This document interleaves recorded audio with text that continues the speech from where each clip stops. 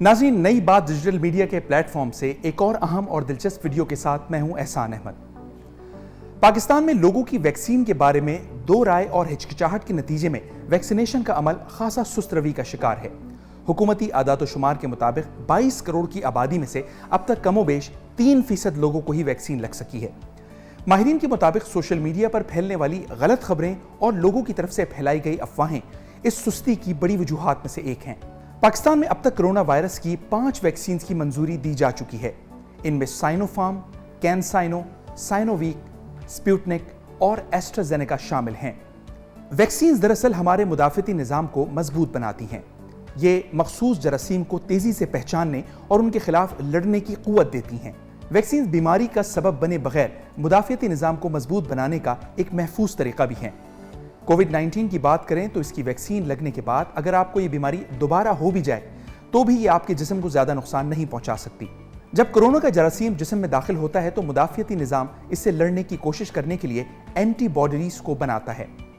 आपका बीमार होना या ना होना आपके मुदाफ़ती रद्द-ए-अमल की ताकत और किस मौसर तरीके से एंटीबॉडीज़ कोरोना जरासीम से लड़ती हैं इस पर मुनहसर है। अगर आप बीमार पड़ जाते हैं तो कुछ एंटीबॉडीज़ आपके जिस्म में आपके तंदुरुस्त हो जाने पर एक मुहाफ़िज़ के तौर पर कायम रहेंगी। अगर आप मुस्तक़बिल में दोबारा कोरोना की जद में आ जाते हैं तो एंटीबॉडीज़ इसकी शनाख्त कर लेंगी और इसे मार भगाएंगी। वैक्सीन इसी क़ुव्वत मुदाफ़ियत के तहत काम करती है। इन्हें एक हलाक शुदा, कमज़ोर या जरसूमे के जुज़वी वर्जन से बनाया जाता है। जब आप कोई वैक्सीन लगवाते हैं तो ये जरासीम बड़ी तादाद में मौजूद नहीं होते, लेकिन ये अपने खिलाफ जिस्म में आपकी क़ुव्वत मुदाफ़ियत के ज़रिए एंटीबॉडीज़ पैदा करवाने के लिए काफ़ी होते हैं। इसके नतीजे में आप बीमार हुए बगैर बीमारी के खिलाफ मुस्तक़बिल का तहफ़्फ़ुज़ हासिल कर लेते हैं। इसको थोड़ा तफसील से समझने की कोशिश करते हैं।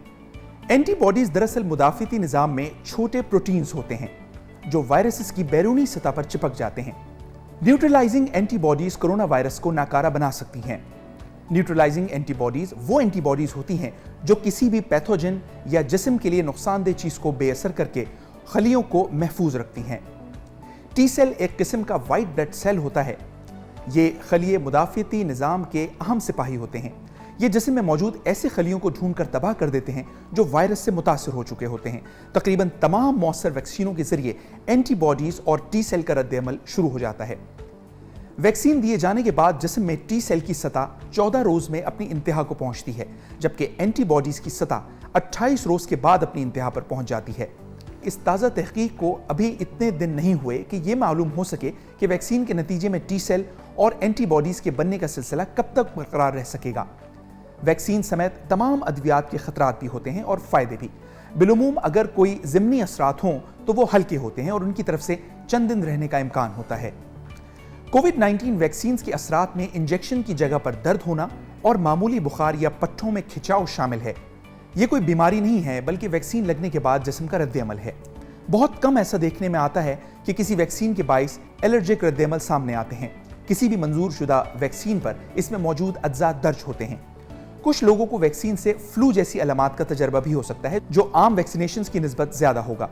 बाज़ औक़ात वैक्सीन में दीगर अज्जा मसलन एल्युमिनियम वगैरह का इस्तेमाल भी किया जाता है ताकि इनको ज़्यादा मुस्तहकम और मौसर बनाया जा सके।